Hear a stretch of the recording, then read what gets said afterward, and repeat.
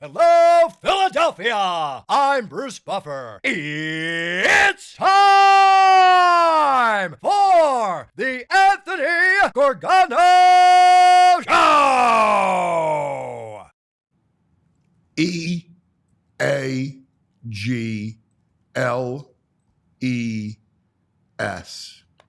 Wow! Oh, my! Oh, my! Good morning, good morning, good morning. It isn't a happy Victory Monday across the Delaware Valley. Welcome. This is the Anthony Gargano Show. We're presented by TrueMark Financial Credit Union. Check out TrueMark.com/PHLY to find the credit union difference. And let's look at what happened at SoFi last night. An incredible moment. What a game. A pure dominance last night on both sides of the football. It was incandescent. The performance by Saquon Barkley, 255 yards, ninth highest total in the history of the NFL. It was unbelievable. He had the runs of 70, of 72. He had 302 all-purpose yards. Oh, my God. I mean, he averaged 9.8 a carry, the 2 touchdowns, the long runs. He was amazing. But in the same sentence, in the same breath, I can't talk about what Saquon did. And he's elite, right? He's such a great player. And, thank God for Saquon that you got to see his good talents not wasting away in New York.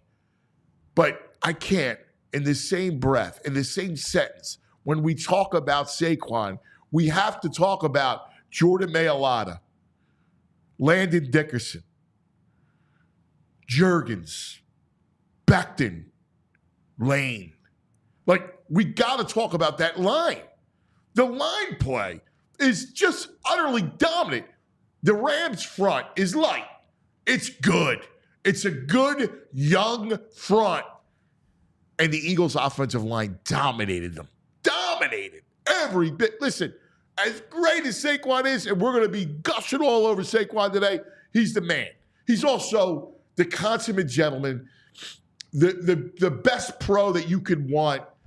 As a father, he's exactly what I want to prop in front of my kids. He's the best.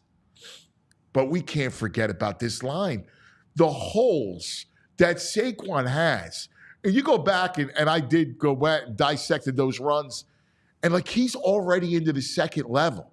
If you got Saquon on a head of steam into the second level against linebackers and D-backs, he's going to make you miss. You can't tackle him in space. It's unbelievable what that line has done. How dominant. And if you think about the job that Howie Roseman has done with this team, it's the best NFL GM job, and I can't tell. I don't remember. I don't recall what he's done with this roster. He deserves all the credit in the world. The Howie Wizard, Howie Potter.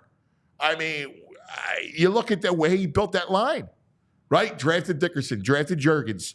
He signs Becton. Everybody thought, well, Becton, all right, well, let's put him at guard. And look, that Stoutland obviously has a huge play. And I love Jordan Mailata yesterday before the game when you're going through the schools and it's Jordan Mailata says, Jordan Mailata, Jeff Stoutland University.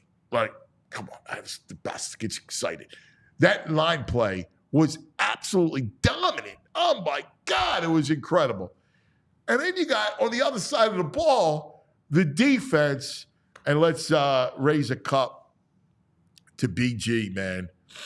Brandon Graham, dude, was ridiculous. He was playing his heart out, and he suffered the torn biceps, and it's a sin. It's just a sin. He looked like he was 25 years old last night.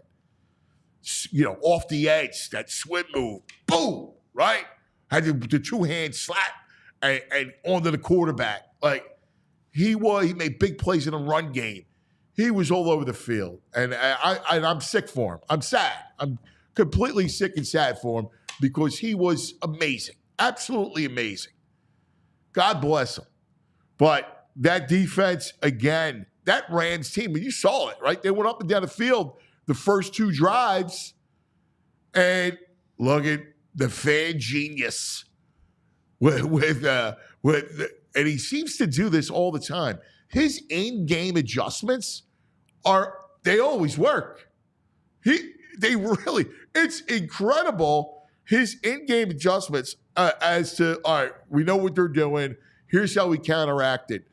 And that front was special, right? 5 sacks. Milton the monster with 2 sacks. BG, Sweat, right? N'Kobe, who had a couple big hits, was all over the field. He was sensational. The back end was great against those ridiculous wide receivers. Remember, Kyron Williams, Cooper Kupp, Puka Nacua. I mean, that is an elite offense. And the Eagles were able to shut him down and get stops. And he's not in the stat. This is why I hate stats, right? When you look at the stat sheet, and you look at the defensive stat sheet, and you're looking around, you see all these names, and then way at the bottom, you see Jalen Carter. And that dude should be at the top because Jalen Carter dominated that game yesterday. Dominated it.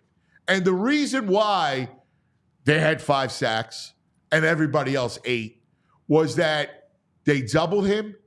They sometimes tripled him. He still found his way. He still pushed the middle of that line. He was on fire last night. He was incredible last night. He was amazing. And that entire game was just a thing of beauty. Frame it. That goes up on a wall. That's what kind of game that was. That's one you sit back and just admire from a football standpoint. Every piece of it. From A.J. Brown, unstoppable down the field, to Saquon, to the line play, to the defense. Everything was on point. That was the most impressive win I've seen in years. I mean, going back to the Super Bowl year of 22, that was impressive. That's a good team that was getting healthy, and they needed to win. They were at home, and you went in there and just dominated both sides of the football. I can't tell you how impressed I was after that game. I thought, like, going in last night, this is a good test for him. See what happens. Look for test for the young corners. And the line play on both sides, the up front was sensational. Absolutely sensational. Kids held up fine, but it was the line play that dictated everything. Up front, in Stafford's face, forcing him to throw the ball early, hacking at him. He had a couple plays that were on the field that if he had time, he would have hit.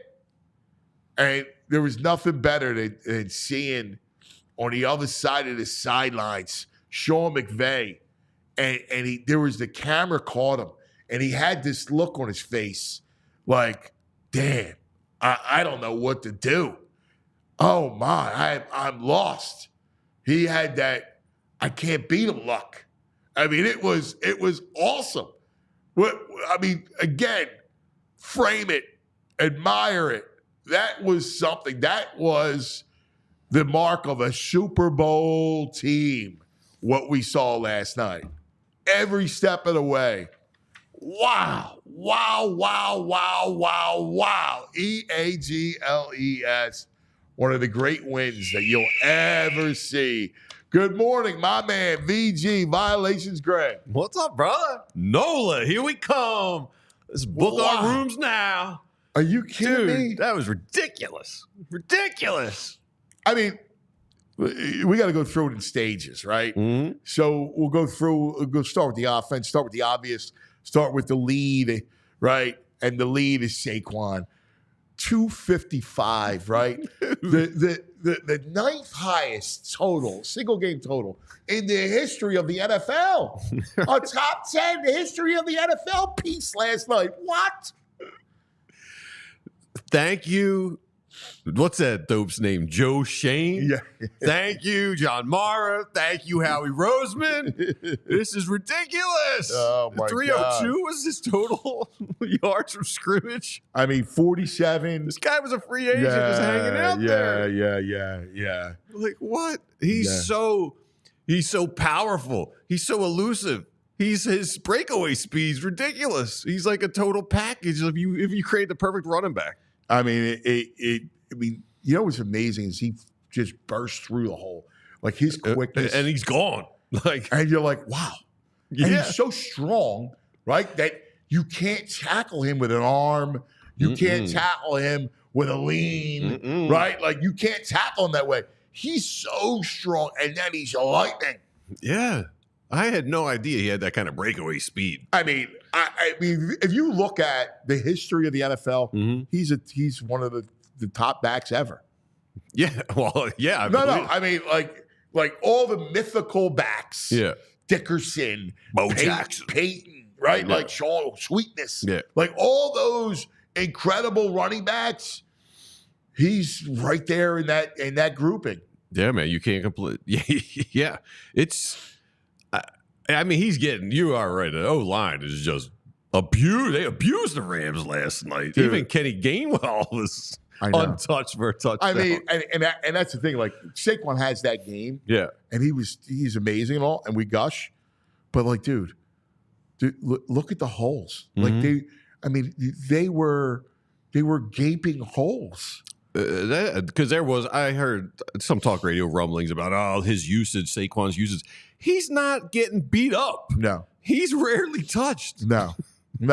Like that's I don't hear about usage. It doesn't matter because it's not like, you're running him 30 times and he's gaining 135 yards, right? Yeah. And you're getting smashed and you're getting smashed. He's not getting smashed.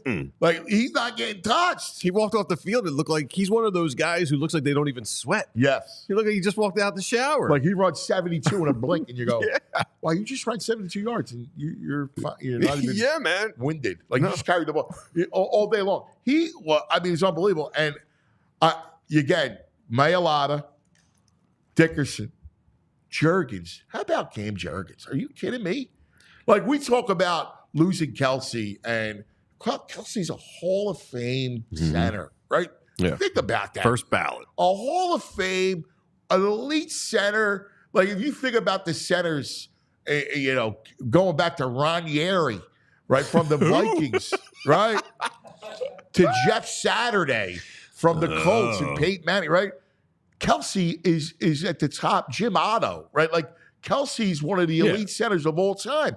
And then Howie replaces him with a kid who's just a beast, a road grader. I mean, that's Dickerson's a great term, a road grader. Yeah, unbelievable, right? And then again, Becton. Think about putting Becton at guard. Yeah. Are you kidding me? He is a behemoth out there, man. Right. I mean, how about, like, they're so, left to right, right to left. They're just all maulers. They're mashers, maulers. I mean, they make Saquon more prolific than Aaron Judge hitting home runs. Dude, they need a Stoutland statue. I mean, the guy really, there's a lot. I mean, Howie's drafting the players, and the players are good, but Stoutland's taking a guy who's a rugby player, a guy who's switching positions. Like, he is just the greatest position coach maybe ever. Yeah, nah, dude. I mean, like, he is. It's insane. He's unbelievable. Yeah. I mean, he's what he's done. I mean, that line is unreal. Like, it's just unreal. Like, I think about, like, I watch it and I'm amazed. I mean, think about the whole tenor. Like, they're impossible. Particularly a team like the Rams that's young, right? They're talented. Yeah. I think their front's good. They're young and talented. They're a little light, right? Yeah. But if you look at them, Jalen's got all the time in the world. Yeah. Like, and so much time that if you blitz them, right, and you get too far upfield like the young Rams did, you just give him a first down run. And Fran, he just takes it. I think Franny, he had talked on Friday about the pressure rate that these Rams were generating. They were generating a lot of pressure coming into this game from players of all different positions, and they didn't generate much yesterday. No, well, first of all, they had to blitz, right? Yeah. So when you have to blitz, what happens? Like, you have to commit, right? So now, not only that, when your ends get upfield, that just leaves everything wide open for Jalen. Yeah. And that's what makes them, like, deadly, because now your quarterback it's 3rd and 5 and you blitz and he just sidesteps, you get too far upfield, he navigates the pocket, and boom, he's going for the first down. I mean, there was 3 or 4 of those back-breaking runs. Yeah, he had a really good game too. He's playing within himself. Dude, exactly. No, he's just like, listen, he played really well yesterday. Jalen played really well yesterday. It's a perfect game for him. It's exactly what you need from him. Yeah. Like, just when you get big play, like, you get opportunities, capitalize, AJ, go down to how about AJ Brown too? It's the best wide receiver in football. I don't care about. I know there's a couple guys with the blazing speed, but give me AJ Brown as an all-around receiver because he's fast and he's strong. Like, he's got strong hands and he's so hard to bring down. He's just a beast, dude. Who is this team? This is a Jeffrey Lurie team. They're like a physically dominant team right now. Oh like, yeah, they are. They control a lot of scrimmages, and it started right. I mean, you got to give Sirianni a lot of credit too, because going into we all know the story going into the bye. And how many times did we say, like, know who we are? I mean, I said it a zillion times. You're a downhill running team. How many times you hear me say it? Yeah, too much. You're a downhill running. I know, because there was a broken record early in the season. Listen, you're down. Just run the ball. Yeah, like, you don't need Jalen to throw the ball 30 times. You don't. Just run the freaking ball, and they have. And again, comes back to the O-line who, like, called a meeting and approached the coaches and coordinators like, "Yo, we want to run the ball." The coaches listened. Yeah, I mean, it's been a big change. Kellen Moore has adapted to it, and they've been able to run the football because that's their identity. And by the way, there's nothing more debilitating than a run game, than a hard, that you can't stop. No, it's brutal. Oh, you're an opponent. It just wears you out. Yeah, it demoralizes you. It does demoralize you. It reaches in your chest and takes your spirit. Yeah, that's what a run game does. Listen, no secret why Detroit has only one loss, because it Gibbs and Montgomery, and they run the ball and they throw it just to accent the run game. And the way it takes its toll in the second half, it reminds me a lot of, like, in college hoops, I'm a hoop head, a smaller team will have a good first half, it'll be close. But the bigs are just going to weigh on them, and their physicality is going to weigh on them, and that's how it is. It comes in the second half, and Barkley's just like, damn breaks. Yeah. Right? And the floodgates open. It's every week with Barkley in the second half. So I saw a stat. He's got 945 yards in the second half. Yeah. Which would rank him 4th in the rushing leader.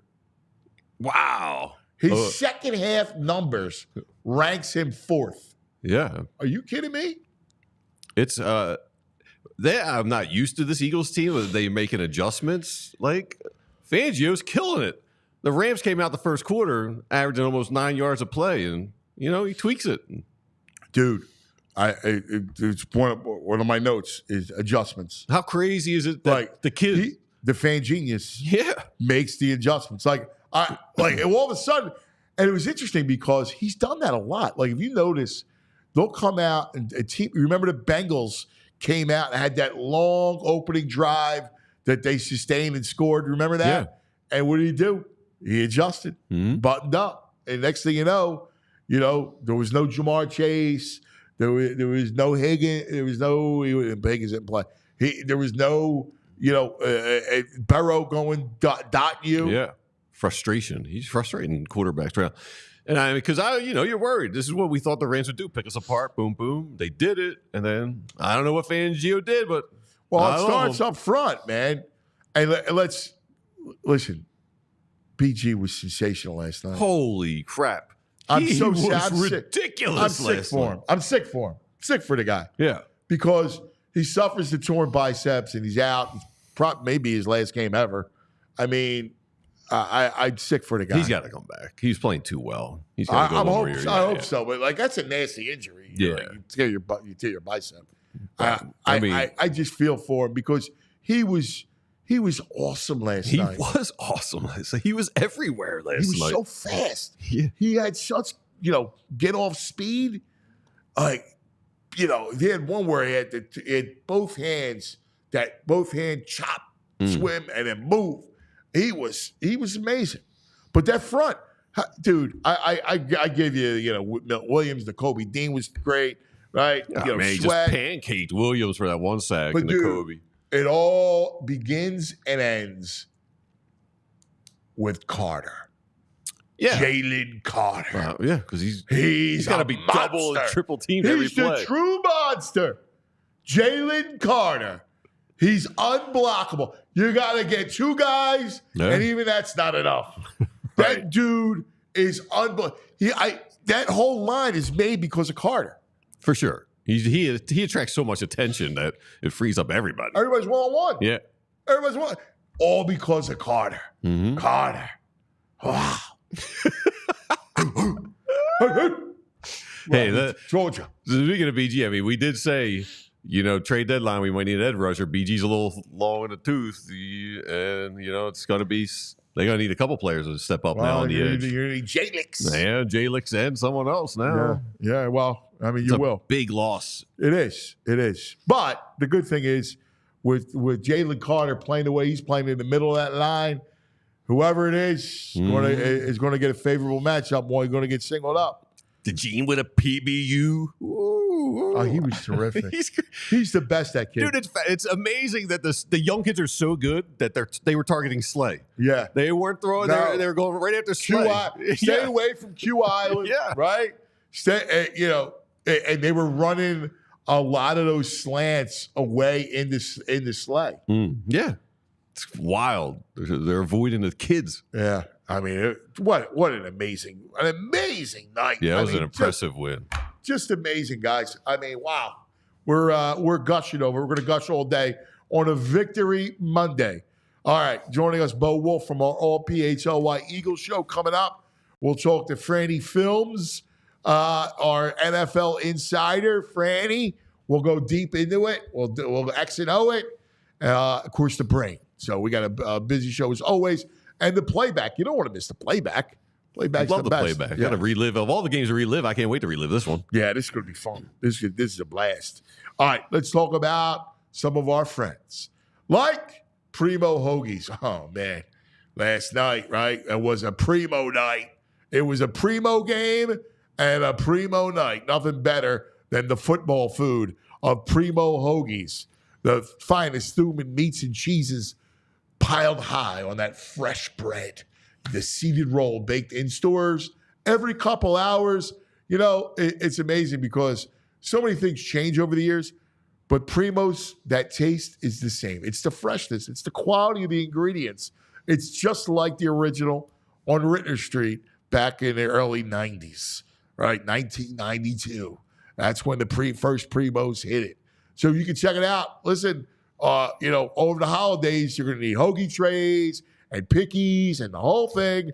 Go to PrimoHoagies.com. Something for everybody. And then you'll say what I always say, it's not just a hoagie.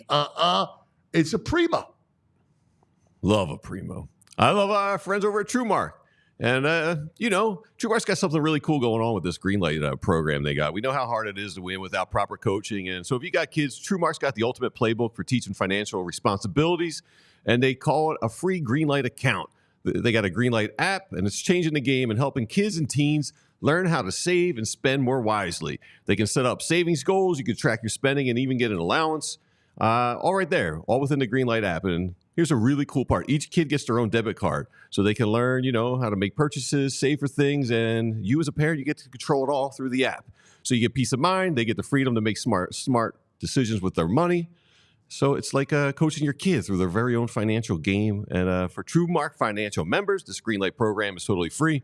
With the holidays right around the corner, now's the perfect time to introduce your kids to Greenlight. Get signed up today. Visit TrueMark.com/Greenlight for more information on this cool program. All right, buddy. Now let's go to our man, PHLY Eagles show. He was there on the watch-along party last night. Our buddy, Bo Wulf. Good morning, Bo. How we doing? Did you guys see that guy who looked a little like VG get run over on the sideline? No.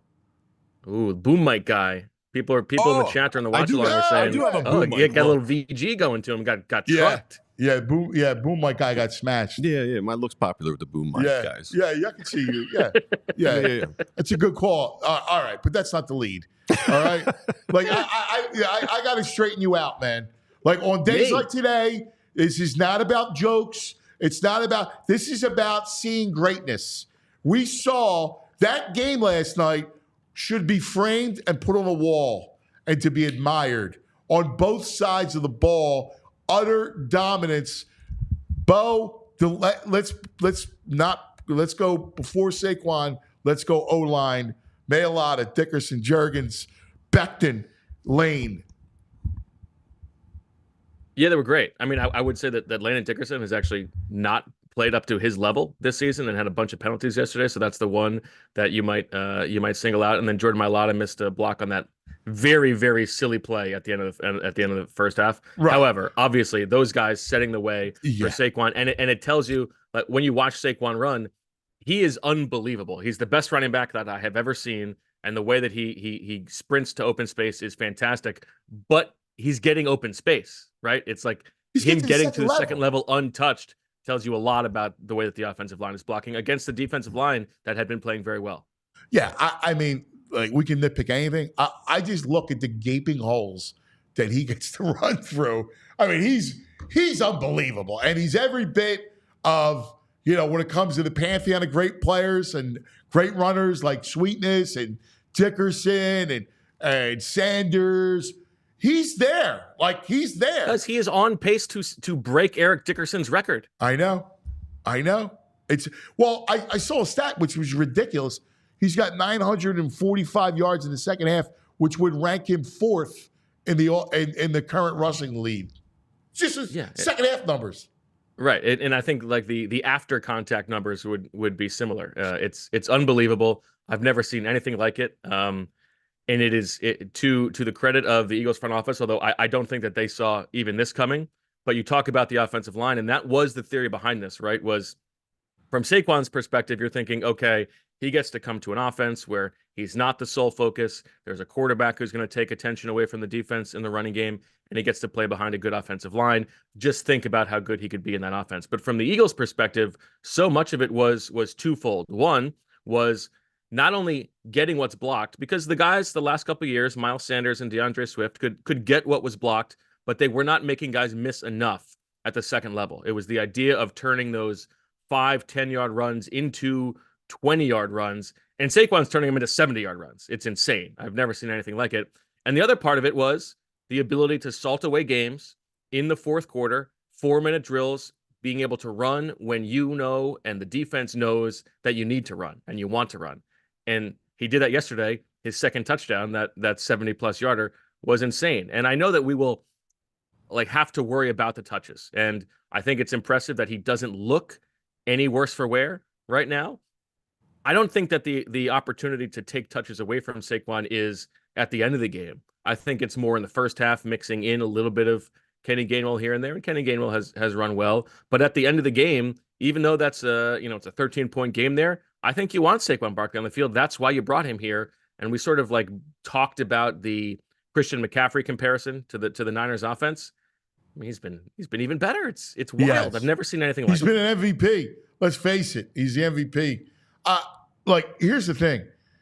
The good thing about his touches is that it's not like he's 30 rushes for 125 yards, right? Like he getting smashed, right? 2.5, 4, 3. Like he's not getting battered. That's the only good thing about those, about the volume that he's getting. Like what's amazing about him is, although he did get hit in the little Barclays that one time. That was tough. Yeah.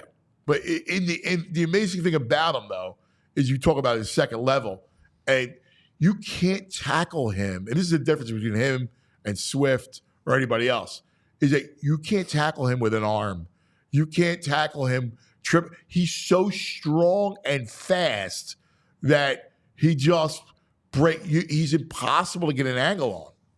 And I have also been so impressed with not just the breakaway speed, because that stuff is insane, but like the ability to just pick up a hidden 4 yards on like a 7-8 yard run. There was one play last night where he's going towards the sideline, and the way that he just turns the corner and accelerates up the sideline just to steal I remember 4 or exactly 5 yards. It's the best running back season that I have ever seen. He's so good that he even got the Eagles to run a successful running back screen. Yes. Yeah. And it was a great call. 3rd and long. Yes. And huge play. It was. It was fantastic.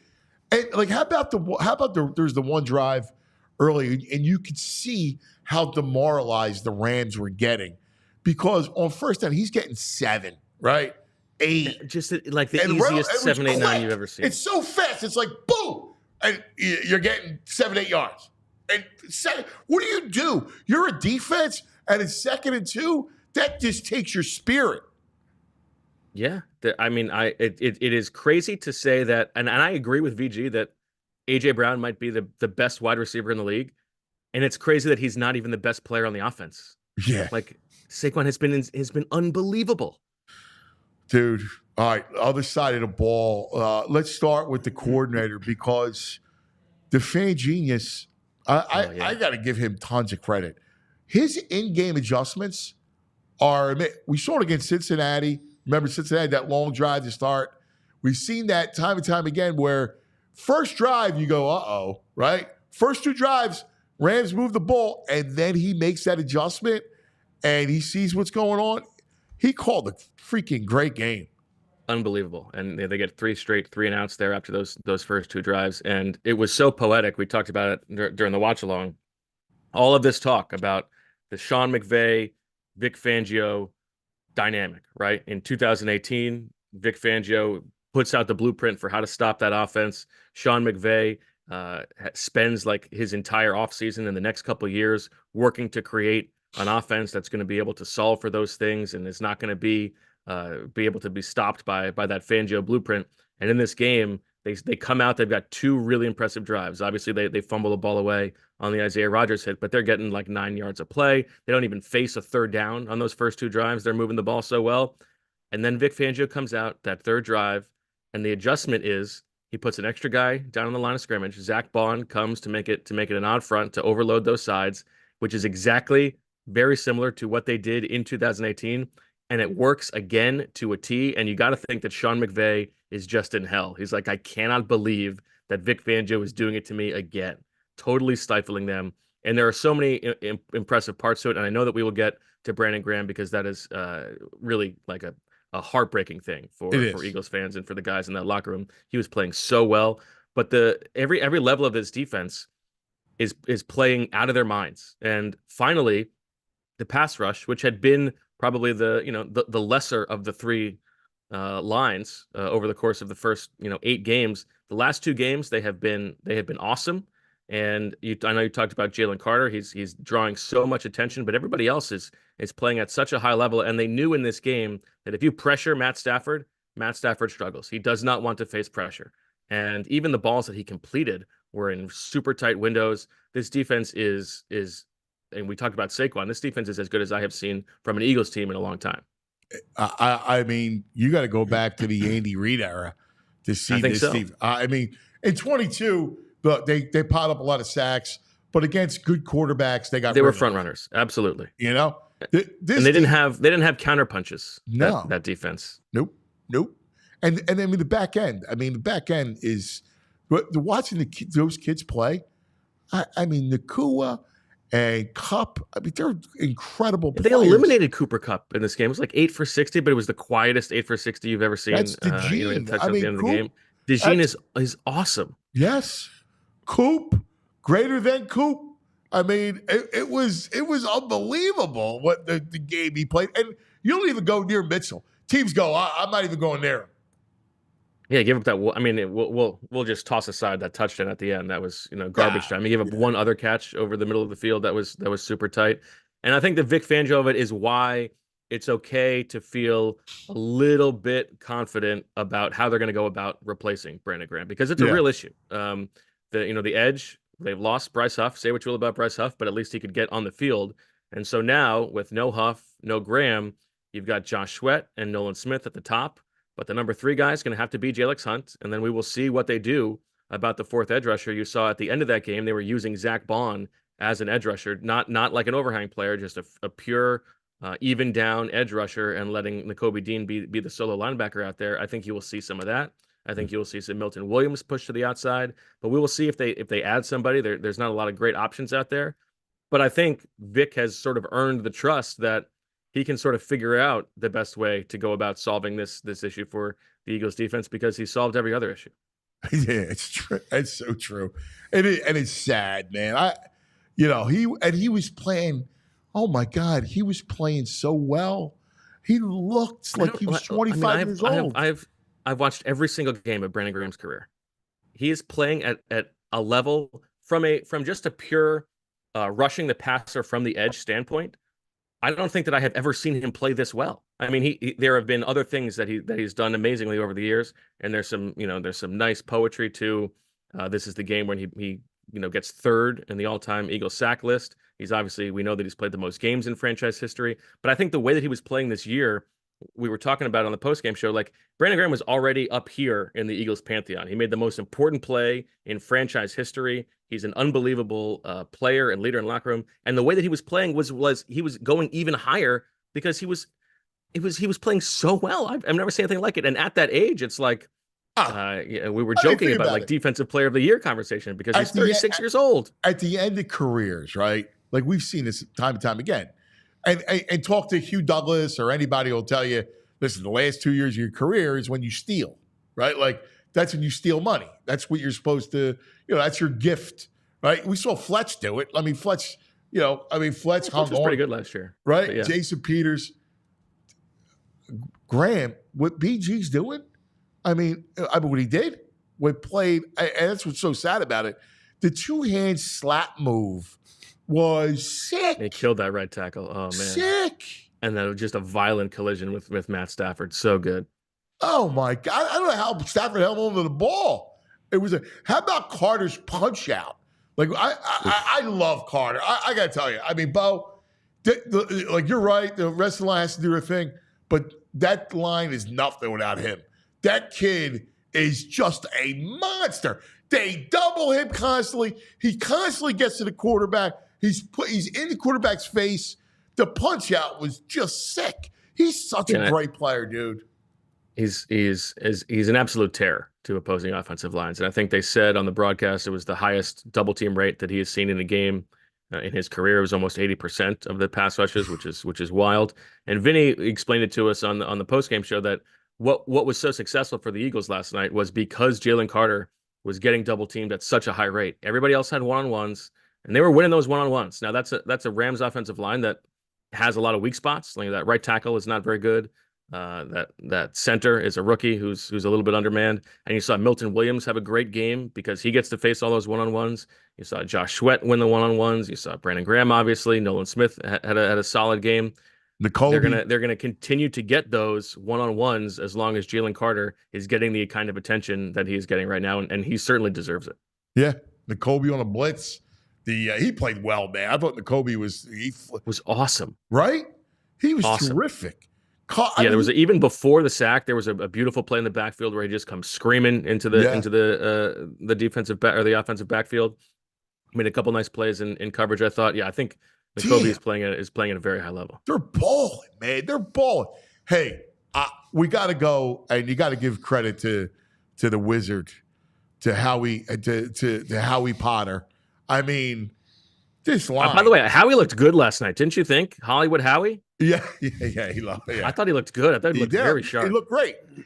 And then he had later on the sidelines, right? He was upstairs, right, and then he was on the sidelines. What he's done, like building that, rebuilding. You lose Kelsey, I can't stress enough that you lose Kelsey. He's throughout his draft. Say whatever you want. He's made sure that he paid attention to this line and was able to replenish this line. I mean, what they've done, what Jurgens has done, seriously, dude.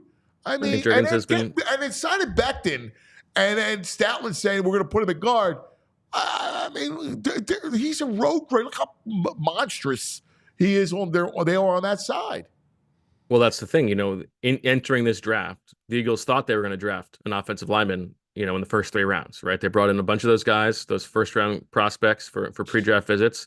I asked Howie at the press conference after the draft, if you had asked yourself 3 days ago, would you be surprised that you didn't come out of this draft with an offensive lineman? And he said, absolutely. Well, the first 2 days. And so what do? Right when the draft ends, they sign Mekhi Becton. So it's the first thing they do. It is like that was their backup plan. And you see exactly how well that is working out. And I actually think that Tyler Steen has played well when he's been on the field. But Becton is a different type of player. And if this is going to be, as you have called them, a downhill running team, a run-first offense, Mekhi Becton is the guy you want out there double teaming guys with Lane Johnson, because there's not a lot of defensive lines that can handle that. No, I mean, I guess, Bo, that's the thing I'm like super excited about is, we all chronicled the issues and what happened going into the bye, and they come out of the bye and they found themselves. And we thought, you and I said it, hey, you're a downhill running team. Like, it was pretty obvious. Everybody saw it. Just embrace it. And the Lane and the guys went in and said, listen, this is who we are. We want to run the ball. And I think Sirianni's done a really good job. And last night, look, he managed the game really well, I thought. I thought so too. I mean, the end of the first half was a disaster that I actually don't think was Nick. I think those were audibles by Jalen on that final possession. But other than that, I totally agree. I thought he made the right decisions yesterday. He was angry at the sideline, it looked like, on that early fumble that he had to review. I think there might have been some communication issues, but he did the right thing. You got to get to me faster. Right, exactly. He got that corrected. Did a good job, and I think Nick has done a very good job setting the ship here. I mean, 7 wins in a row. It's hard to argue with, and they even got the win after he cut his hair again. Yeah, I mean, just the way. And look, he didn't chase points. He was he just last night. I like, and even VG and I were debating this a little bit. So they have to forget about the play calls, but there was a time because I'm going, call timeout. It's right before Rams had like a 3rd and 13, and there was like that in between period, and his mindset he had like a 7-yard completion to Cup. Yeah, let me just wait and see what happens. I have 2 timeouts, and if they don't convert, I could still go get 3. If they do convert, then you don't want to give them the timeout. So I kind of understood what he was. I didn't have a problem with him holding that timeout until they got the stop on 3rd down. I thought that made sense. Yeah. But the decision for Jalen to, I think, audible to both of those quarterback draws probably short-sighted. Yeah, I don't what do you like? I didn't get that. The 4th down one was insane because even if he gets it, they're probably running out of time. It made absolutely no sense. Exactly. That was. I'm thinking Kellen Moore couldn't call that. Kellen's calling the play. Why would you call that? It had to be an audible. Yeah, that was what we think. We thought on the watch along as well. That there's no way that they could have called that from the booth or from the sideline. So that had to be an audible. Yeah. And if you look at it, I just quickly watched wanted to see what the All-22 showed. Like there is if Mailata gets a block there was a wide open lane for Jalen Hurts. But even then, there is no guarantee that they're going to get the ball clocked in 6 seconds. No, it's insane. It doesn't make any sense for the play. Right, it takes too long. I don't understand it. Like I was like, just throw a Hail Mary there. It's crazy. Yeah, it may.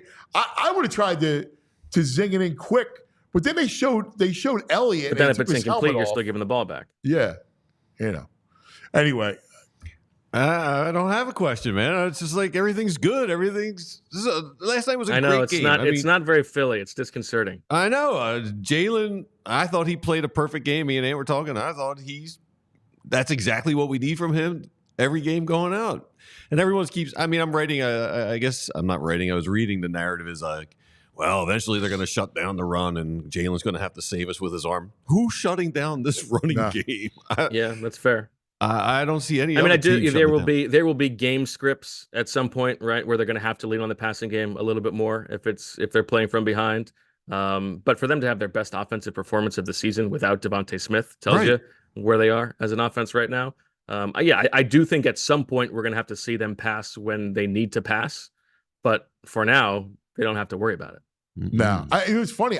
I'm thinking, well, hey, I thought it'd be a Goddard would have a bigger, role in the game. Yeah, had a good day on the show, but they didn't need him. Basically, had a good day on the show yesterday. Yeah, I mean, I think he had. I don't know exactly what he had, but it was not productive. And outside of Goddard and Saquon and AJ Brown, I mean, I think Jahan Dotson had 1 catch and that was it. Yeah. It's not like this was a spreading the ball around kind of offensive performance. And Jalen did miss that 1 touchdown to Goddard that was open, although it would have been called back for penalty. That was a nicely designed play, I thought, in the red zone. But yeah, I mean, they didn't have to pass the ball. That's like Saquon Barkley is solving so many issues for them on offense, not necessarily by himself because of the offensive line, but essentially by himself. Dude, he really is as good. Like, this is what's amazing to me.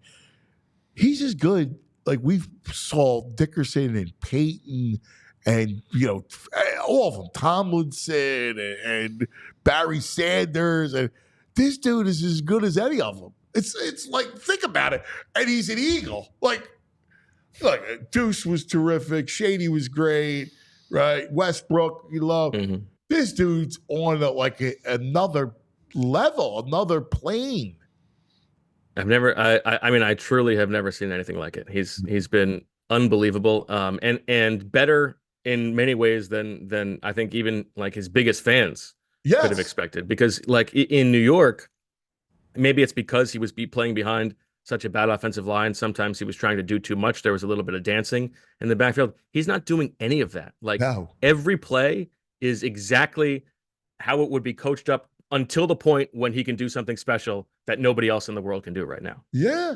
And by the way, there were like 2 or 3 plays in this game where he had huge blitz pickups, which he had a couple missed ones earlier in the season. Yes. A couple plays in this game that were monster blitz pickups, which is why you can't just take him off the field. No. And and he tops it off by being a gentleman. Just a great dude. I mean, God bless him.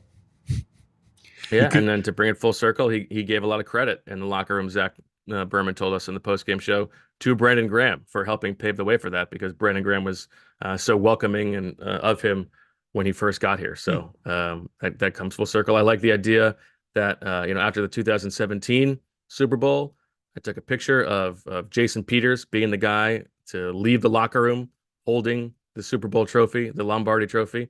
He had been lost early to the season. To injury, but he's still the guy who's carrying the trophy out. I like the idea that in some timeline that will be Brandon Graham come February. Well, I mean, just great. How great was it when on the broadcast McVay says, "Oh, we need to get a big stop to start the second half," and Barkley first play. His face, the best is, and you brought up Fangio owning him, and his face was, they flashed him a few times, and he just had no answers. He had that look. His eyes were wide, and he's just looking like, what the... I think it would be good if it's like, Sean McVay is completely obsessed with beating Vic Fangio, and if you asked Vic Fangio about Sean McVay, he might just be like, who? Yeah. He's the best. What? He's the best. What's on tap, my brother? We got Zach Berman on the red eye coming in straight to our 2 o'clock show today, and then back at 2 o'clock tomorrow with Fran going over the all the film. Then Wednesday, you got Jamie and Rich off on Thursday. Happy Thanksgiving to everybody. And then the whole crew on Friday to preview a monster game against the Ravens on Sunday afternoon. So that's going to be amazing. That's a great showdown. Lamar. Get your scouting in tonight. Yes, everyone will be watching. Great stuff, my brother. Love you, buddy. We'll Thanks, see you guys. here a little later on. Sounds good. Bo Wulf, all PHLY birds. What's going on? We got a big Eagles party coming up, don't we? Big watch party. Yeah, that we do. For the Ravens game Ravens, this weekend. yeah, December 1st at a Garage Fishtown. Garage Good Fishtown. location. Great location. Easy to get to. That's a spot, man. You guys got to come out Yeah. to Garage Fishtown and watch that, man. That's going to be a party. It will be. We had Yeah, the NBA exciting. draft party there. That was a good Yeah. time. It was packed. I mean, Yeah, it's it'll be Eagles, fun. Ravens. You Oh, kidding yeah. me? 4 o'clock. Thanksgiving weekend? Yeah. Best time. It's the holidays. Listen, there are no Mondays during the holiday season. Every day's a party day. So join us for the all PHLY Eagles watch party at Garage Fishtown. All right. Now joining us.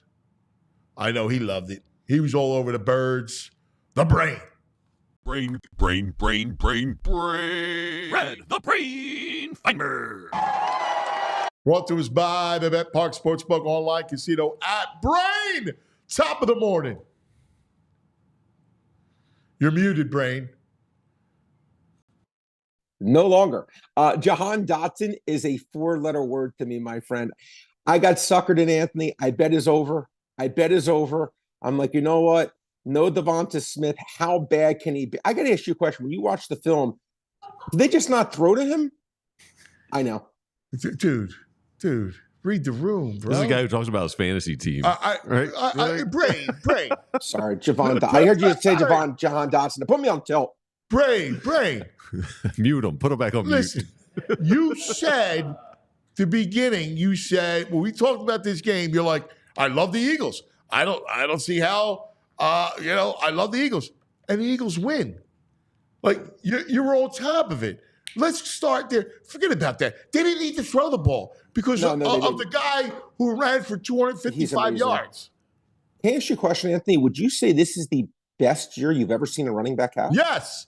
And I remember Dickerson 2000. Chris Johnson, Terrell Davis, Jamal Lewis. I'm thinking like the Earl Campbell when I was really, really young. Yeah, or Dickerson, like you said. I mean, right. It's really Peyton. How many yards away is he from 2,000, guys? I didn't look He's that up. got 1,392 yards. So 600. How many games they have left? 5. Well, what are they? The 92? So six games. Oh, he has 6 games to get 600 yards. Yeah. Oh, he's going to do it. Well, right. You're going to play an extra game, but I don't think it matters. I think he's going to do it. Yeah, I mean, unless he sits out. The I think Ravens he can game do will it be in the 4 one games. game. For that matter. Well, the one game, I'll tell you, the one game I think that he will struggle in, because it reminds me, Anthony, remember the Eagles defense back in like the late 80s, early 90s? No one could they went through like 5 years when no one got a 100-yard game. This Ravens defense, no one gets over like 30 yards against them. So I'm sure he'll get 30 yards, but I'm saying I don't think he's going to get 100. No, that's a pass game. I mean, how you attack the Ravens is through the air. But he is so magnificent to watch. I just keep thinking of that. And I'm sure you guys, I know you've talked about it so many times. I keep thinking about like the John Mara talking about, God, if he goes to the Eagles, he's our most popular player. You know, like, what are we going to do? I mean, it's just, it's amazing watching how good this guy is. He's ridiculous. Just amazing. And their offensive line is absurd, right? Yeah. Like that line is open up huge holes. He's into the second level. You know, you start off, you're getting 7-8 yards a pop. I mean, my God, he's just he's so shifty. He's so like he's an incredible player. I mean, you're right. He seems, again, not that I know like you, but he seems like a humble guy. He seems like a good guy dude. that really. And man, I'm curious, Anthony, if you guys and VJ, if you guys think what he's done this year and Derrick Henry done this year, do you think it's maybe GMs are going to be like, all right, we went through this phase where we said running backs stink. Maybe the 2 players who've changed their teams when anyone, I mean, what Barkley's done to this team. I think you have to look at it And right, because the league devalued running backs. And Went what over the happened, top. right? Like, so the Lions, the other team in the NFC, has two great ones in Montgomery and Gibbs, right? You mentioned Henry. You look at what Cook's doing in Buffalo, right? Yeah. Like you need backs, right? Like even look what Harbaugh does to protect with the Chargers. Well, Dobbins has had a great year. Yes, protected his quarterback, right? Like, I mean, like it's a big deal. Your good teams run the ball. Look at Jacobs yesterday. Absolutely. Yeah, Jacobs. Look, I give Jacobs credit. Jacobs has played really well for them, and look, it's great. Like San Francisco's done, right? Like that. I think now you can finally. When I look at the thing is, Anthony, and I tell me if you guys agree. I think early in the year, I thought the AFC was the big bad bully, kind of like the West in the NBA. Now I've done a 180, my friend. I think certainly teams 1 and 2, I probably rank Philadelphia and Lions, Detroit. Yeah, and the Lions. But I would say I think Minnesota and Green Bay could even be 3 and 4. I can't say to me as Anthony. I mean, you talk about whatever. Buffalo's good, but I'm just saying. I still think Kansas City, Buffalo, Baltimore. I know Baltimore lost to Pittsburgh. I think the AFC is deeper with really good teams. You do? Yeah, I do. You know, Minnesota and Green Bay are as good as those teams? Minnesota almost lost. They blew an 11-point lead. They let Caleb Williams go up and down the field on them. Okay, the Eagles let Kirk Cousins go down the field on them. I mean, come on. Like, and you can go one game in any. He went down the field. He went 30 yards down the field. But you've always liked Minnesota more than I have. I mean, I don't like Darnold. I don't think Darnold's any good. I mean, I think they're a paper tiger. I'm just not a big fan of Minnesota. Green Bay, I don't think his defense is that good. I think it's clearly a one. I think that it's a two-team conference. I do. I just think the Eagles and Lions are way better than those other teams. Yeah. Well, again, it should be and hopefully it's setting up for an amazing, amazing shootout between those two teams in the conference championship game. That would be the greatest.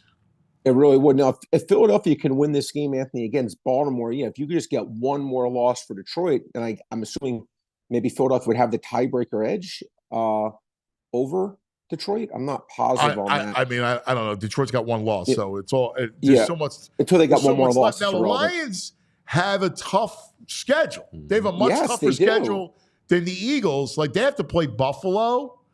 They have to play they have Minnesota and Green Bay. Wow. Yeah, that's hard. That's what I'm saying. It's going to be hard for them to go undefeated. So if the Philadelphia does win a tiebreak, and I've said to you before, Anthony, to me, Detroit in that stadium's like Coors Field. I think it's just very hard to beat that team in a controlled environment. The game's in Philadelphia. I think you probably favor Philadelphia. I'd go that far. I agree. You and I see it the exact same way, Brain. I was having this conversation yesterday, and I said the same thing. I want home field. You get the Lions here. They're a different team. Now, obviously, they can run. They're still good, but they're way different in the dome. You're spot on, man. Way different. Yeah, it's a totally different situation. But again, it should be at least, it's funny. Great, Anthony. Like when you think of like the beginning of this year, and I remember after that Tampa Bay game, and I was one of them. I was like, oh my God, watching this Vic Fangio defense. They can't do anything. This is awful. Give him credit. Give everyone credit on that organization because they took a lot of guff, from me included. And they really turned it around at the highest of high levels. And it's very impressive to watch. It really is. I really just tip my cap to them because it's been fun to watch as an Eagle fan. It's been great to see and see no reason why it should stop, quite frankly. No, I hear you, man. It's a blast. Like, it's just a blast. I kept bringing this up, but McVay's face was just like, it's so demoralizing. They're good. Like, the Rams are good. Like, their offense staff was a great core. I don't care what anybody says. He's got a great arm. Mm-hmm. Like, he's a mouse hole thrower. I love him. He's one of my all-time favorites. They couldn't do anything. No. Amazing. No, 100% right. It was a great performance. It's exactly what you wanted to see. Now, Anthony, honestly, you could argue that this game next week, I you tell me if I'm wrong on this. Is this the best NFL matchup of the entire NFL season? Eagles Ravens. Right? It has to be, right? I mean, Right. you know, This is probably considered to be the number 2 and 3 or number 2 and 4 teams. I mean, this has to be to date the best game in the NFL, at least in terms of how teams are considered. certainly up This has there, to be the you best know. game. Yeah. So I can't wait to see it. And again, it'll be, I saw opening line, Anthony. I've seen it split between 2.5 and 3 for the Ravens. Ravens are a favorite. Yeah, I did see that. Yeah, that makes sense. They're home. It's a home field. Hey, what'd you make it yesterday? Because you got to go around the league. It was pretty interesting day altogether. Yeah, I mean, listen. Well, look again. To me, look as a Philadelphia guy. I mean, I give Detroit credit. Like I had a good day in the NFL yesterday. I picked almost every game right. The one game I did pick wrong was I thought Indianapolis would give them a tough game, and Detroit's just they're just really, really good. Let me show that. Let me show the Eagles are really, really good. I mean, those were, and then God, it's just watching. I got to just say something, just the way my brain works. I can't help it. Did you watch any of that Dallas game, Anthony? Yes. Yeah. This is just the way my brain there works. There were so many mistakes that were made. Thank you. All right. Okay. That's where I was going to go. It was in the way my brain works. At the way end of the game, they're up 1. They return that whatever. All they do is take a knee. By scoring a touchdown, they give the other team a chance to actually score. And I'm just like, I would literally cut the player. I'd be like, you're selfish. You don't care about winning. You want more glory for your stats.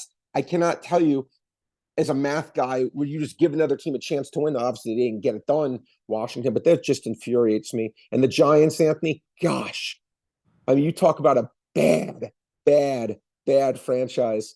Oh. Yeah, that is stink. ugly. They stink. Yeah, that is. And Houston, Anthony, I got to tell you, Houston, you know, it's funny. That's a team I had high hopes for before the year. You know, Stroud has just not shown the same chops he had last year for whatever reason. I know. And it just hasn't been as good for them. NFC West is a movement. But again, to me, Anthony, I look at that division, that NFC North. I mean, Green Bay, Minnesota, and Detroit. I think they're 3 really tough teams. And I mean, I just think that division is really, really hard when I watch it. And the Eagles, now we see Washington is done. To me, it's can the Eagles sneak in that number 1 seed because of the schedule advantage? Yeah, I'm with you. Hardball Bowl tonight. Same place, Dateline, Los Angeles, SoFi. Who you like? And I like Baltimore here. I do. Look, and it's funny, Anthony. I always say, how can the Bar's newspaper read? What's interesting to me, I always say process over result. The Chargers last week, to me, got away with murder. What do I mean by that? McPherson missed 2 field goals to win the game. And because that, and people are saying, oh, Harbaugh is totally, which he is. Harbaugh's a great coach, but he's changed the culture. They would have lost that over the years. Well, yeah, McPherson missed 2 field goals. Is that because of Jim Harbaugh? Absolutely not.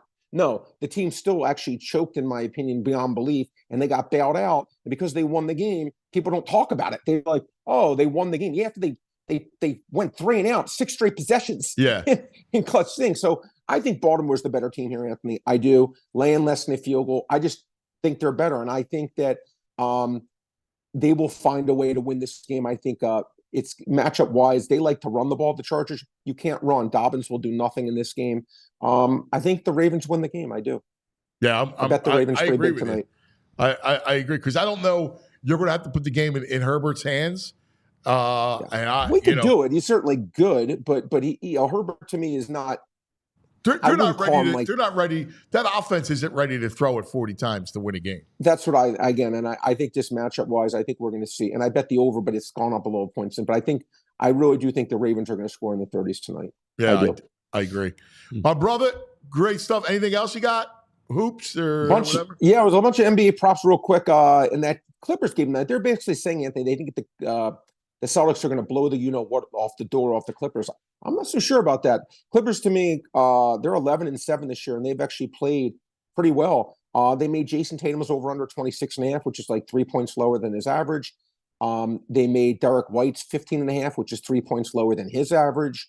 They made Zubac's 10.5 rebounds. The guy is like 14-1 to that over. He's averaging almost 13 rebounds a game.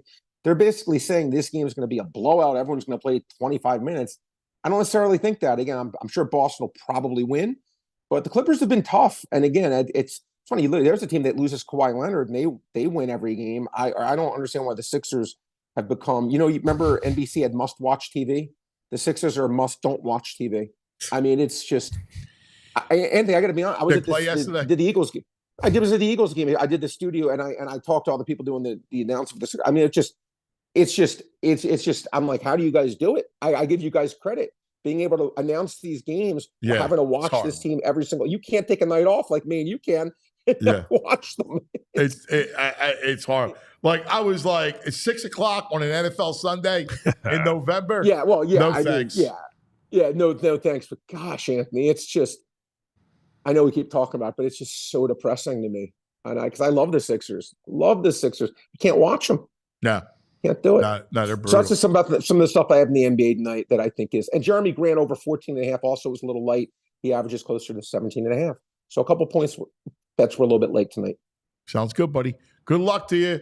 Always great Appreciate stuff, Brain. Thanks, buddy. Here he is, the Brain. Your man Kelly Oubre with a -40 on the court yesterday. Dude, that was over quick, that game, too. Oh, man. Oh, that game. It was, listen, I was out because I was watching football. Yeah. And I was like, there's no way. No Embiid, no Paul. I'm load management, my eyes. No, I feel from you. that bad basketball. I was at a bar, so I had one eye on the screen, but I just checked in on the score. They were down big early. I was like, The bar I was at didn't even have the game on. Really? Didn't even put the Sixers on. Yeah, I mean, Why NFL waste the Sunday TV? in November? Come on. Exactly. Seriously.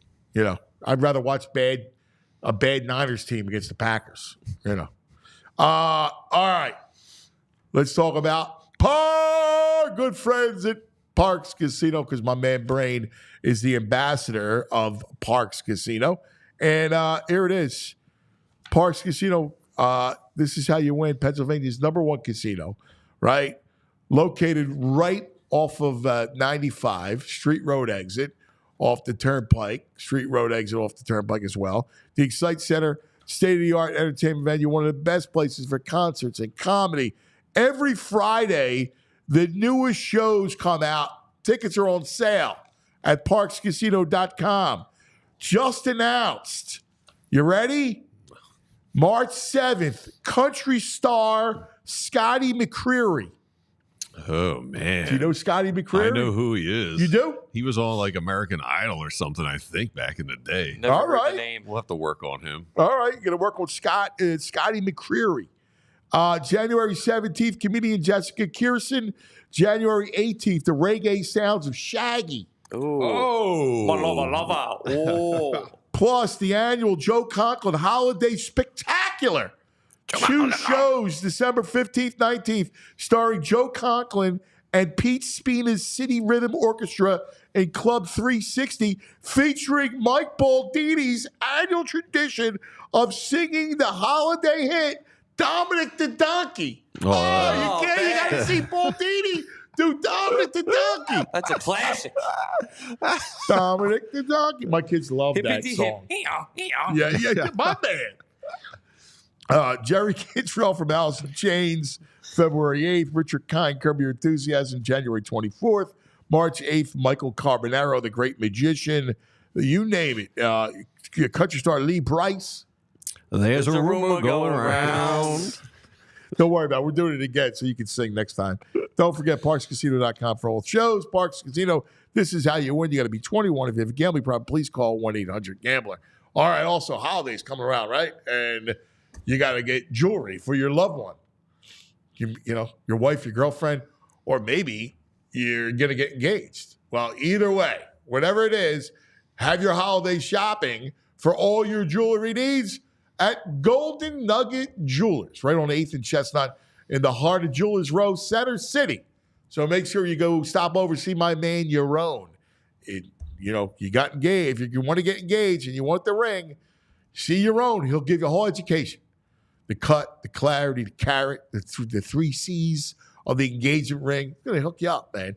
He'll work within your budget, give you a whole education on it. It's going to make you feel good. You get the setting, and you're going to get the ring that's going to make it pop. She's going to go nuts. Or those diamond earrings and necklaces and bracelets, anything she wants for the holidays, right there at Golden Nugget Jewelers. You go to goldennuggetjewelers.com. Golden Nugget Jewelers. Again, right? 8th and Chestnut heart of Center City, Jewelers Row. It's where Philly gets engaged. All right, this portion of the program brought to you by Rite Aid. We gotta love our Rite Aid, right?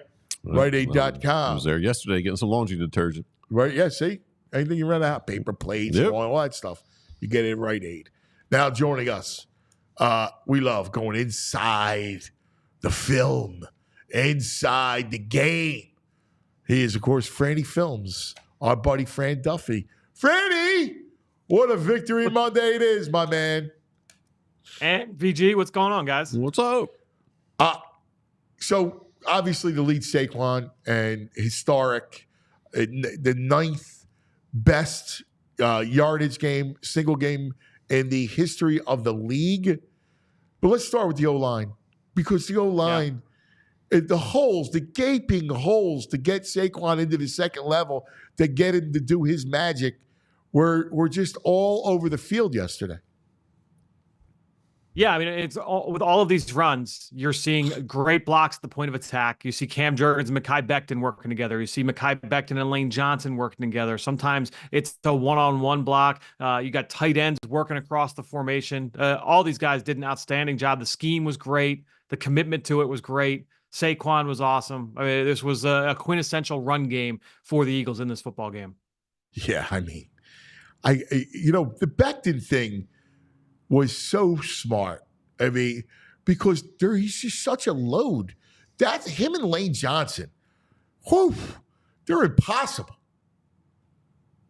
Yeah, that's the thing, is when you have those two guys on one side and you have Landon and Jordan Mailata on the other, when you have both of those sets of double teams working, I mean, that's just, it's so hard to handle as a defensive front, because chances are you're not going to have two guys up front that can handle both of those double teams, right? I mean, one of them is going to lose, front side or back side. I think too, when you're looking at this group, I mean, because that's the thing, like with Mekhi, he's going to have those great reps. He's a little bit like this, right? There's a handful of plays each game where you're like, man, like his angle to the block wasn't great. Where he hit the defender wasn't great. He gave up this play here or that play there. But you get those highs where him and Landon, or him and Lane working together, him and Cam working together, and he's just so big. He's so powerful, that he's just going to open up a huge crease for Saquon, and that's what you're banking on, is just those high ceiling plays with him at the point of attack.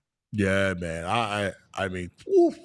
And then you look at what they did defensively, and we've been gushing all day. We'll start with Fangio, because his adjustments, dude, we've seen it right throughout this winning streak. Anytime there's early success, Cincinnati had that early drive, right, and then he shuts you down. Last night, the Rams go down the field, first two drives, and then Fangio adjusts, and next thing you know, 3 and outs, allows the offense to get in the rhythm, and then again the Rams are stuck. It was incredible. I mean, you look at what he's doing from a call standpoint as a DC. Yeah, and a big part of that was their ability to stop the run on the early downs, because Kyron Williams, he had a lot of success on those first couple drives. They moved the ball down the field, like you mentioned, and a big part of that was their ability to run the football. And so Vic Fangio leans into the one check that we've seen from them really since that Falcons game, right, where the Falcons ate them up on the ground out of those 4-man fronts, and then now since that point, whenever that has happened in a game, Vic Fangio's taken Zach Bond and he's taken him from a linebacker role, stacked 4 or 5 yards off the ball, puts him down on the line of scrimmage. He gives you that extra man. 50 front, baby. You want to run on this? Not anymore. Well, because you're removing those double teams, that ability to get 2 sets of hats on guys at the point of attack. And now, all right, well, if you're not going to double team us, one of our guys is going to win one-on-one. And so you saw that time and time again. And then the pass rush came alive in those situations where, now it's not 2nd and 5, 2nd and 4, it's 2nd and 9. You feel pretty good that it's going to be a pass. And that's where, Jalen Carter is able to get pressure. You see Milton Williams get home for sacks. You see Brandon Graham obviously get home. So all of those guys able to wreck shop up front as a pass rush, but it started with their ability to stop the run. It did. And what's funny? Because the minute, and he's done it, right? And the minute he brings Bond down, I'm thinking, if I'm McVay, and he kept saying, well, we got to go back and establish the run. Well, you can't. Like, at some point, you got to throw on first down because you're not going to be able to run the ball against that front. And I was surprised. And that's where, like, those 3 and outs, he started with runs, and he got, and next thing you know, second, like you said, 2nd and 9, 2nd and 8, and then 3rd and 7, or an incomplete. Like, it's tough. and that was the thing too, was that, you know, with this defense, one of the hallmarks we've seen over the past couple months since that bye week is that they're not giving you those chunk plays down the field. You're going to get them every once in a while. And we saw, you know, Puka Nacua had that 29-yarder. They had like an 18-yarder mixed in there. But it was one point in the third quarter where we were doing the watch along last night by myself and Bo Wulf. So we're sitting there, we're doing the game, we're calling the game. And I looked down at the box score, and Stafford had 7 completions for 67 yards. Like they weren't giving up anything from a chunk play standpoint down the field. And so again, it goes back to what we've said weekly here on this segment is, all right, well, if you're not giving up stuff in the run and you're not giving up anything deep downfield, you're making defense or making offenses earn it every single blade of grass down the field. And so they made life very, very difficult for Matthew Stafford. Yeah, I mean, it goes back to the kids, man. I mean, you look at Cooper DeJean last night. DeJean play what was unbelievable. I mean, Kupp didn't do anything.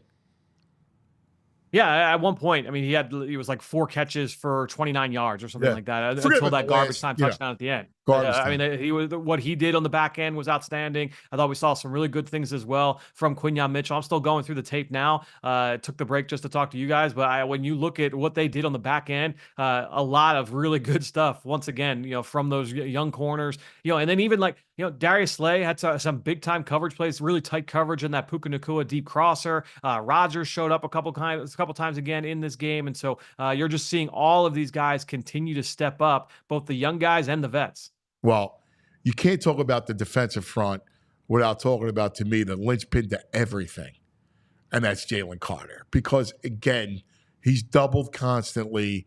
All the attention's on him. They get 5 sacks because of him. He had the punch-out fumble.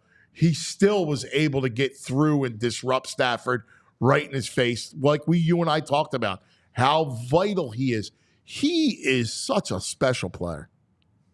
Yeah, and that's when they doubled him to the level that they did last night. You know, and when they spotlighted it on the broadcast, it was higher than what it ultimately ended up being in the game. I think in the game it ended up being like 66%, which is a pretty high number. I think it was his 2nd highest rate of the season. But at the point when Collinsworth pointed it out in the third quarter, it was nearly 80%, which that is like astronomically high compared to the rest of the league. Yeah. And again, that did fall off. And look, it was mostly effective because they certainly kept him off the stat sheet, but he only had that one pressure that did result in that Milton Williams sack. So it was good in terms of negating Jalen Carter.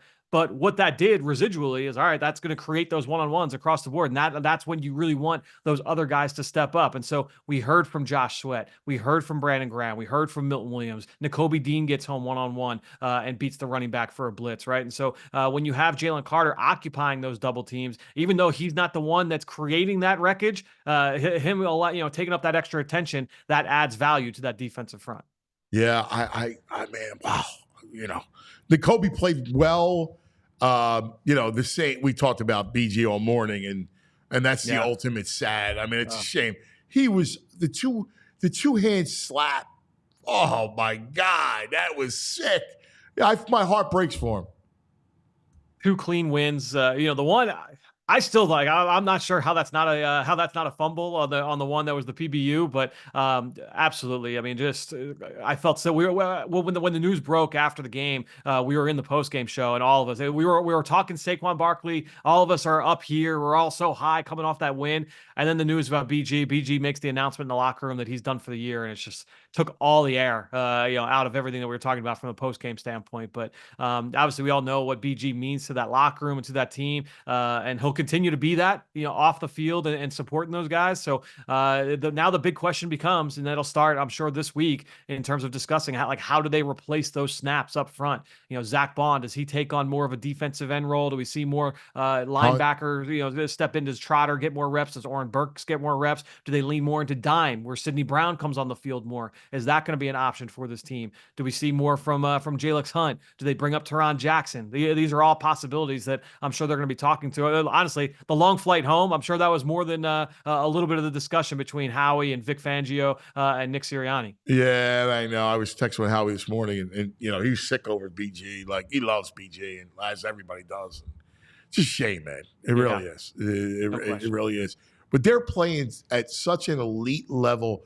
Like, that defense right now, you got to go back to Jim Johnson, where I've seen a level of Eagles defense like this.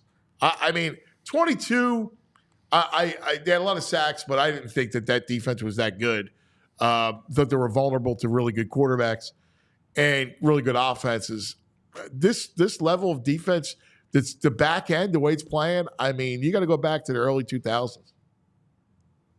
Yeah, I mean, they're doing an outstanding job in all phases. Again, like stopping the run, they're getting after the quarterback, they're taking away the deep pass. I think when you're looking at this group, they can do so much more. And I love too, just schematically, what they're throwing at opposing quarterbacks.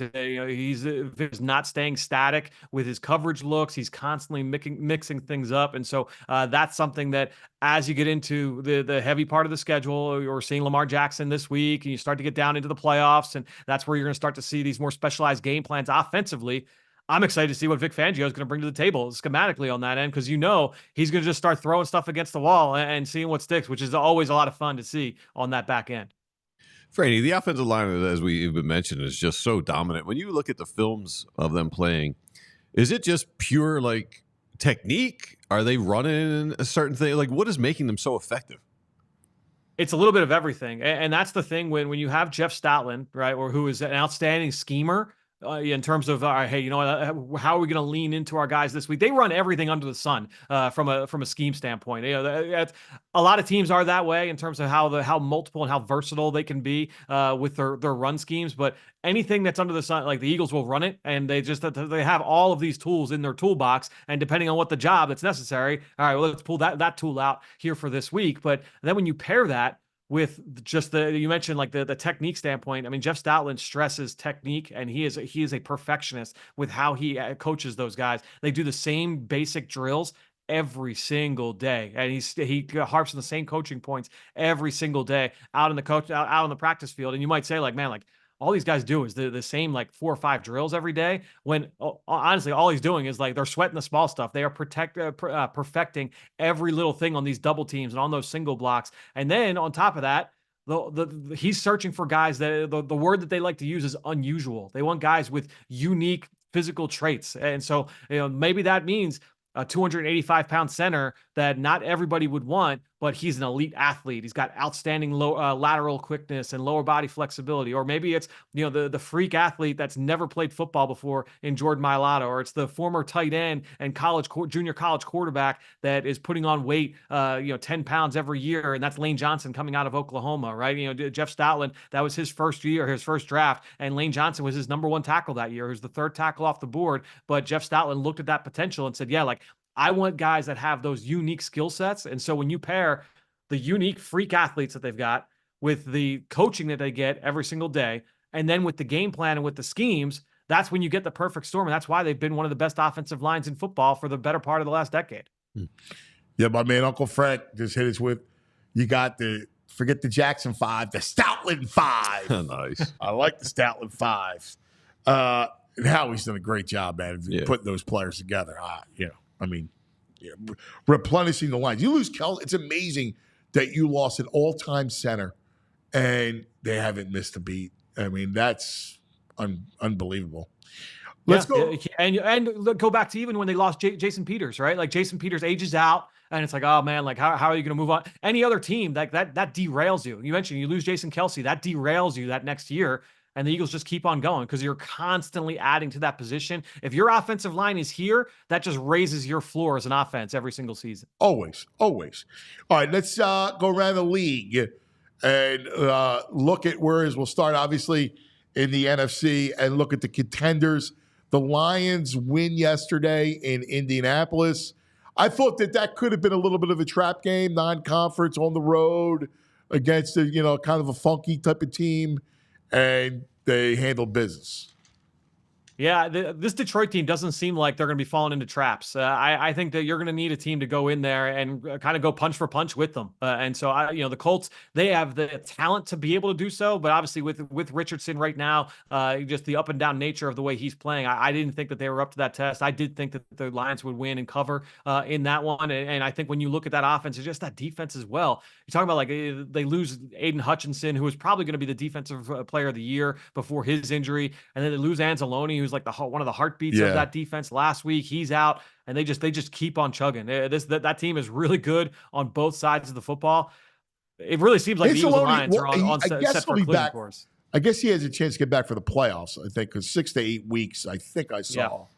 I don't know. So. I didn't see if Zadarius Smith. Did you watch? Did he play? Did you see him at all? Because I didn't see it. Yeah. They're starting to mix those guys in, and that's the thing is that when the injury to Hutchinson first happened, it was like, all right, well, we're going to start to lean in some of these young guys, and they've added players in like second round, third round, fourth round over these last few years, and so it's like, all right, like now we need those young guys really to step up, and that's one of the things I really give Dan Campbell a lot of credit in that Lions organization.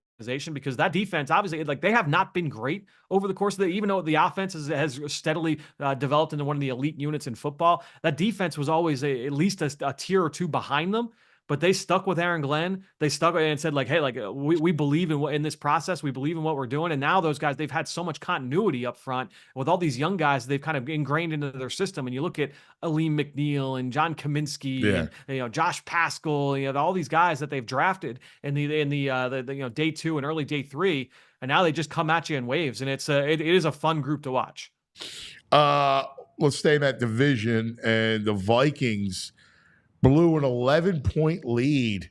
Bears go down the field, score, get the 2-point conversion, then get the onside kick, 2 plays, boom, kick the field goal, and stop. I was shocked. I thought Minnesota would give Caleb Williams some issues, but they showed some vulnerability on the back end.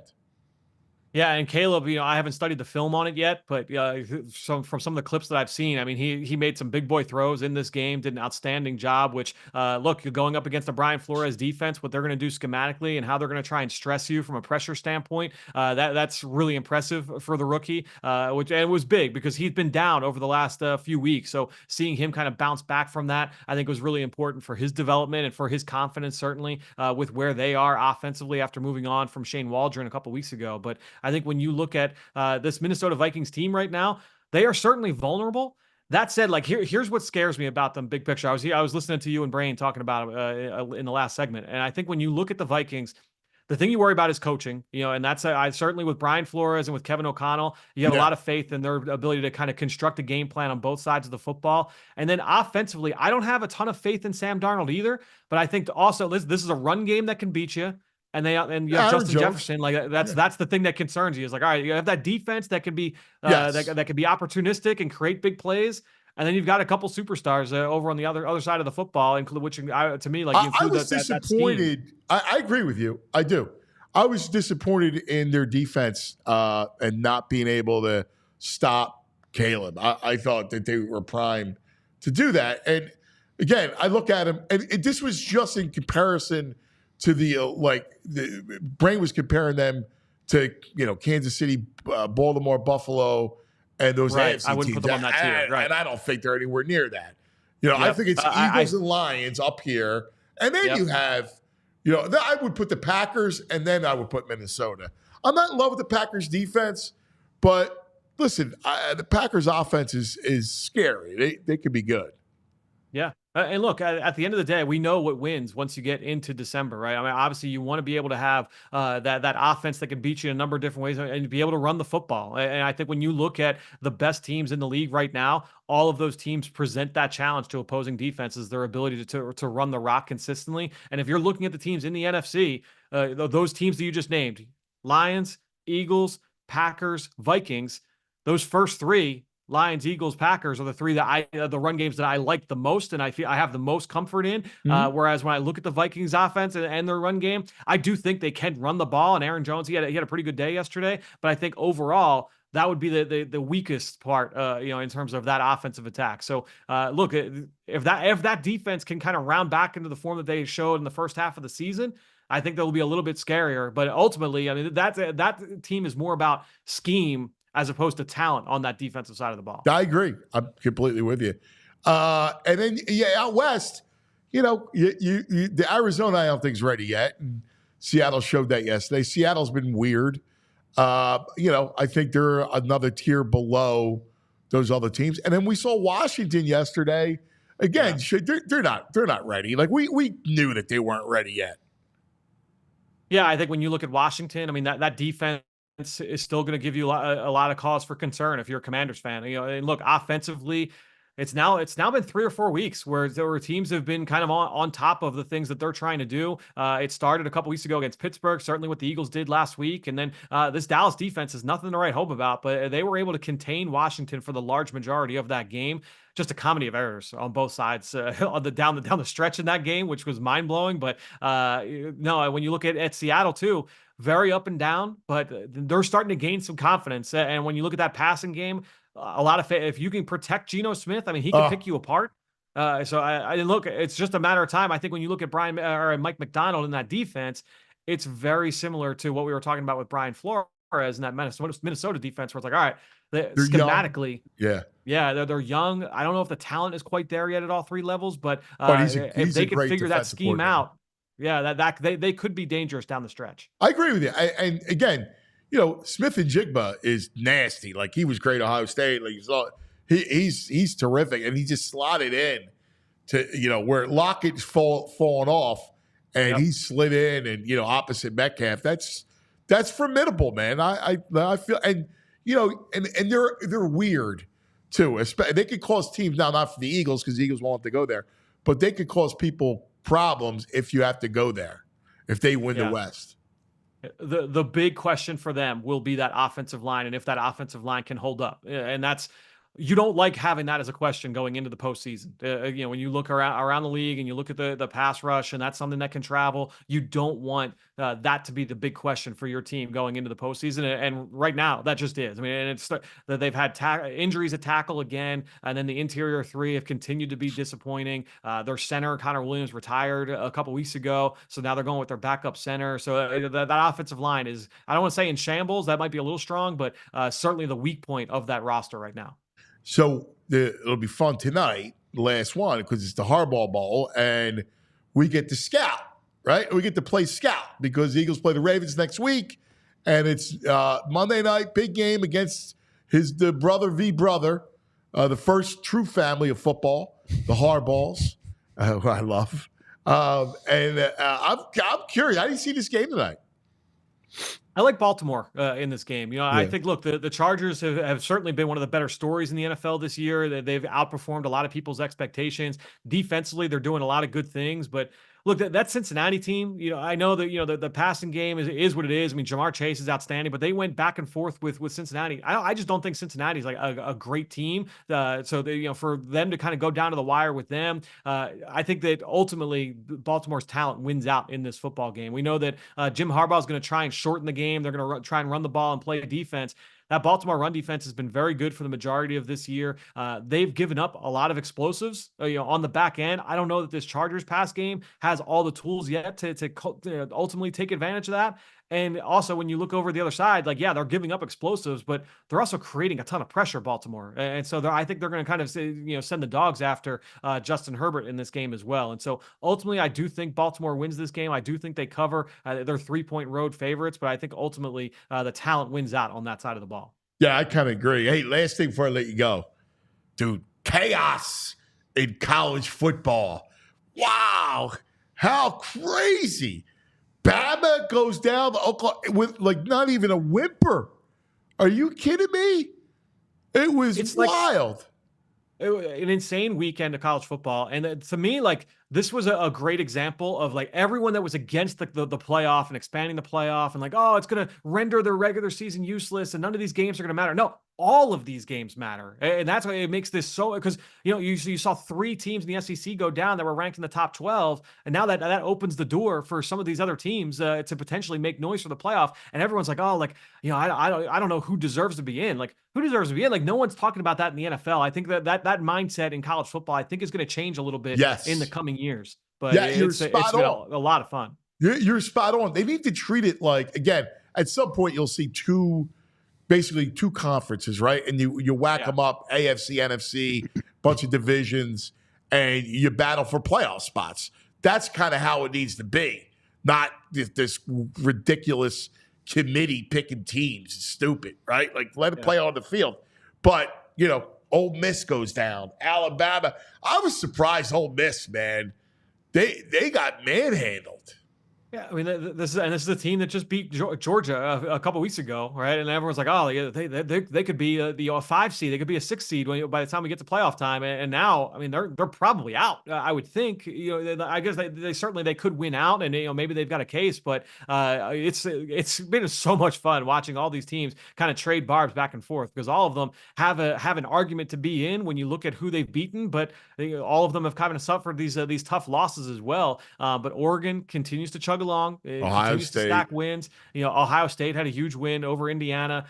My guess is Indiana's probably out. We talked about that game on Friday, and I felt that was in the cards in terms of Ohio State probably winning that one handily, just because of that talent on both sides of the ball. And Indiana just had not been tested up to this point. And so I think probably Indiana's on the outside looking in at this point, which is upsetting just because of the story that they were for the majority of this college football season. But this season's been a lot of fun. It's going to be fun to just down the stretch. How about the Irish? Big win. Look, they've had 2 big wins over ranked service academy teams. The service academy teams doing them a solid there in terms of beefing up that resume. But no, they've been hot down the stretch these last few weeks. Now Notre Dame, that offense is starting to hum. Defensively, they continue to be consistent, so that they could make some noise here for the playoff as well. Yeah, I'm with you, buddy. Great stuff as always, Franny. Fun day, man. Fun Victory Monday. Yeah, fun Victory Monday. A lot of film still to get through, but you'll be checking out my piece on allphly.com probably tomorrow, taking a look at the film on both sides of the ball for this Eagles win. Oh, we'll be looking at that. Cannot wait for that. That's great stuff, buddy. Thank you. Our buddy Fran Duffy, Franny Films. And Frazier's all choked up over the Irish. Love the Irish. Notre Dame. Yeah. I root Notre Dame. On this 7-game winning streak, the Eagles have yards gained. The Eagles have 2,818 yards. Their opponents 1,553. It's a difference of almost 1,300 yards. Are you serious? Wow. That is wow. That's in 7 games, almost 1,300 more yards than them. That is insane as right. Oh, my God. All right, couple things. Let's get over some business, and let's talk about our friends a little bit. And we'll go a little Parks Casino. What do you say? Put a little Parks Casino action. Let's talk about it. Now you guys can sing. You ready? Because Street Road, Ben Salem, every Friday, here's what happens, right? We get the newest, they release the newest shows. Tickets on sale at parkscasino.com. So here we go. Here's the lineup. Just announced March 7th, country star Scotty McCreery. And just give me 5 more months. The hell is that? I don't know. He's got a song called 5 More Months. 5 more months? Yeah. That was pretty good. January 17th, comedian Jessica Kirson. January 18th, the reggae sounds of Shaggy. Wasn't me. All right. Plus, don't forget the annual Joe Conklin Holiday Spectacular. 2 shows December 5th and 19th, starring Joe Conklin and Pete Spina's City Rhythm Orchestra and Club 360. Also featuring Mike Baldini's annual tradition of singing the hit holiday classic, Dominic the Donkey. Tickety-tick. Dominic the Donkey. The Italian Christmas donkey. Yeah. My kids love that. That's a good one. That's a good When one. they were little, Aunt Moss, they loved it. Dominic the Donkey. That's great. Plus, actor Richard Kind from Curb Your Enthusiasm, January 24th. Jerry Cantrell from Alice in Chains, February 8th. I'm the man in a box. All right. March 8th, magician Michael Carbonaro. Whoa, where'd that go? How did he do that? Country star Lee Bryce Harper. Ooh, March there's 22nd. a rumor Going going round about Me and you. All right. December 14th, comedian Eric D'Alessandro. Enjoy dinner and drinks before the show. Liberty Bell Gastro, Parks Grill Steakhouse, Bamboo Noodle House. I mean, it's got it all. ParksCasino.com for all tickets for all the shows.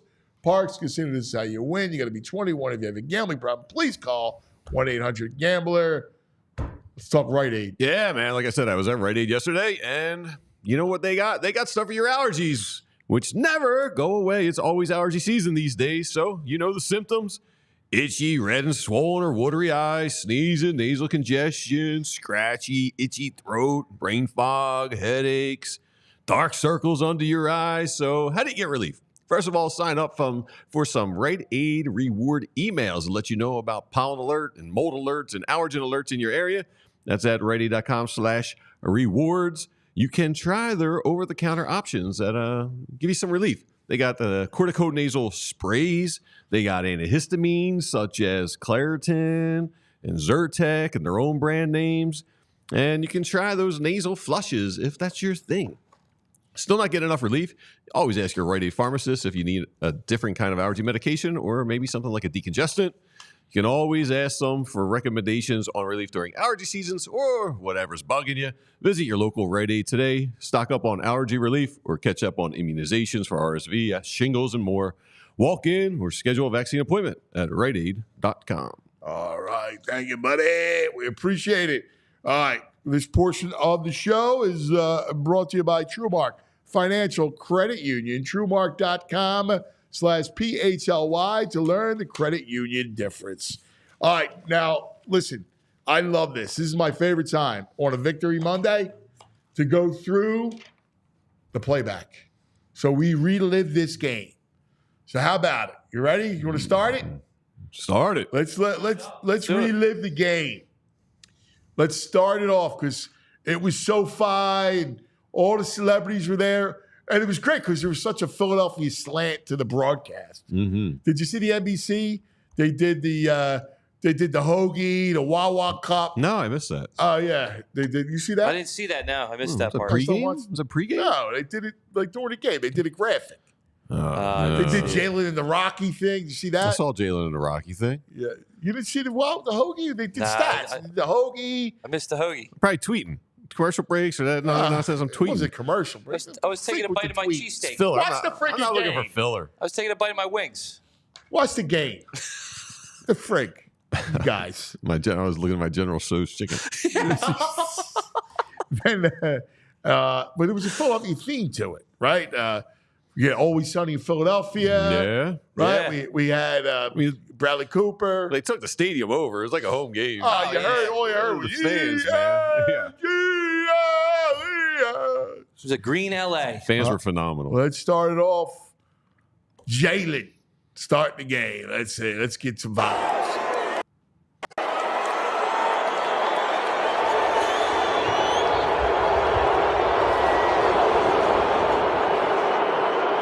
Look at that place.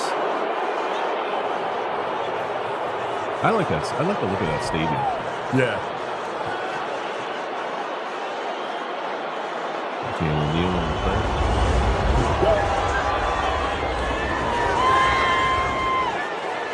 I like hearing the crowd, like the singular crowd. Yeah, it's good. All right. Fumble! Umbaruski. Let's go!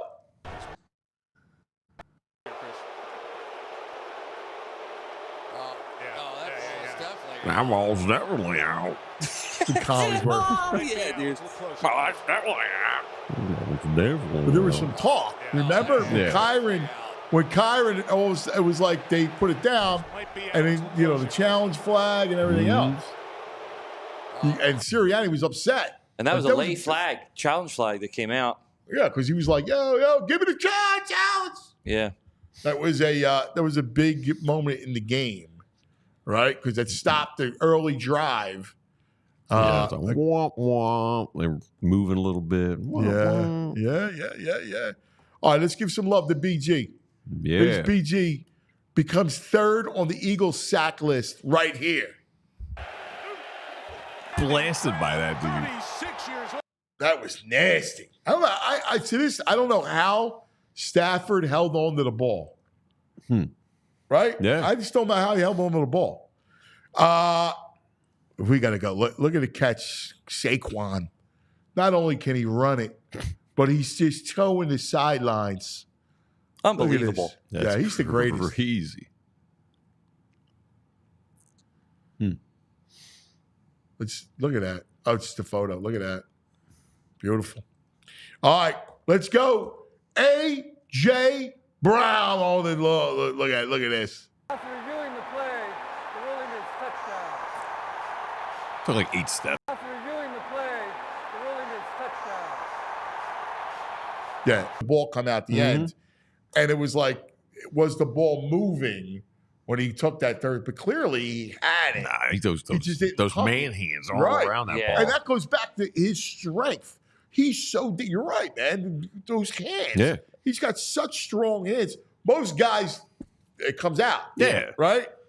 I mean, that was, I mean, he was just He's such a physical He is, specimen man. for He's a great. receiver. he's great. He's great. All right. What do you got? The 70-yarder? You got both of them, don't you? Yeah, I got both of them. Yep. All right. Let me see it. Let's see the first one. Saquon Barkley as the running back. You said it, Chris. Big opening. That move. Let loose. Saquon. How fast he is. Taking the distance. Touchdown. Dude, he explodes through the line. At their own 30, That move he Saquon makes here. Barkley as the running back. Right there. It's like, boom. Right there, that cut. Ooh, nasty. Saquon. And he's not a small guy, man. He's not. He just moves that fast. Yeah, those D-backs have no chance. It's unbelievable, man, how he just he gets through. Again, we talk about that line and how great the line is, but you get through the point of attack and he's on the second level and you can't tackle him. Oof. Oh, Nasty. yeah. We're going to need to come out here with a big stop today. We're going to need a big stop to start the second half. Boom. Barkley, 72-yard touchdown. It was ridiculous. It was ridiculous. Then Gainwell gets into it. This was a nice run. Kenny G. In the red zone. Little smooth jazz. Right up the giggy. Boom. In the red zone. Gainwell inside. It is Gainwell to the end Just like the holes are wide. Rams players are flat on the ground. Just getting manhandled. I know. I mean, Pretty wild. It really is. Yeah. I mean, It's insane. And then because Jalen Carter's out of his mind, that frees up Milton the Monster. big game. And this was, again, every time the Rams tried to mount any kind of momentum, comeback, there was a turnover, there was a sack, and here goes Milton Williams, the one of 2 sacks. He's just unbelievable, dude. Yeah. Are you kidding me? My God. I'm a big fan of Milton. Yeah, you big Yeah. Milton Williams fan? Yeah. I like him. Do you? Nice game last night. I'm a big Jalen Carter fan. I just You like that kid, huh? Yeah. I just think, and here's the other one I like. Let's go to my other favorite. I got Coop. Coop. Look at Coop. Coop's unbelievable, dude. He Look is. at this play. This kid, 20. Nuts. Stafford be able to sit back. Good pickup inside by Williams. That's a good route. Looking to cool if he had stopped. That's a really good route. driven his He's right way there, back man. through Stafford. Right there, you think he's burnt a little bit. Right? It's like, oh, he might have him. All right, here's number 2 for Milton the Monster. Milton Sigmund the Sea Monster. Here he goes. Here he is. Go ahead, Milton. All right. And there it is. This is the cherry on top. This is it. This is 255. 255. Huh? high for rushing yards, and he's got it. You can't catch him.